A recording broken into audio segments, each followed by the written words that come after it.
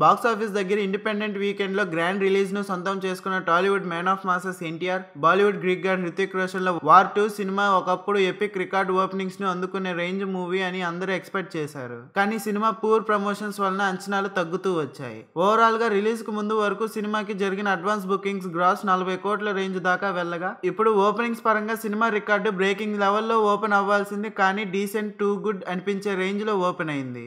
చాలా సెంటర్స్ లో తెలుగు రాష్ట్రాల్లో పోటీలో కూలీ తక్కువ సెంటర్స్ లో డామినేట్ చేస్తూ ఉండగా నైజాంలో వార్ 2 కి ఎఫెక్ట్ ఉంది.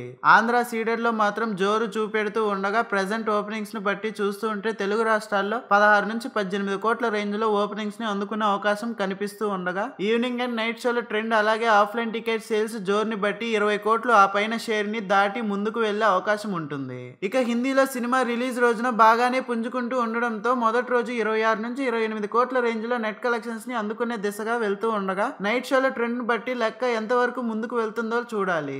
ఇక కర్ణాటక, రెస్ట్ ఆఫ్ ఇండియాలో ఓవరాల్ గా 6 నుంచి 8 కోట్ల రేంజ్ లోనే గ్రాస్ ని అందుకునే అవకాశం కనిపిస్తూ ఉండగా, ఓవర్సీస్ లో సినిమా 2.6 నుంచి $3 మిలియన్ మార్క్ ని ఓవరాల్ గా అందుకునే అవకాశం కనిపిస్తూ ఉంది. సినిమా ప్రెజెంట్ ట్రెండ్ బట్టి చూస్తుంటే 85 నుంచి 90 కోట్ల రేంజ్ లో ఓపెనింగ్స్ ను టార్గెట్ చేయగా, ఈవినింగ్ అండ్ నైట్ షోల ట్రెండ్ బట్టి సినిమా 100 కోట్ల మార్క్ ని అందుకునే ఛాన్స్ ఉంటుంది.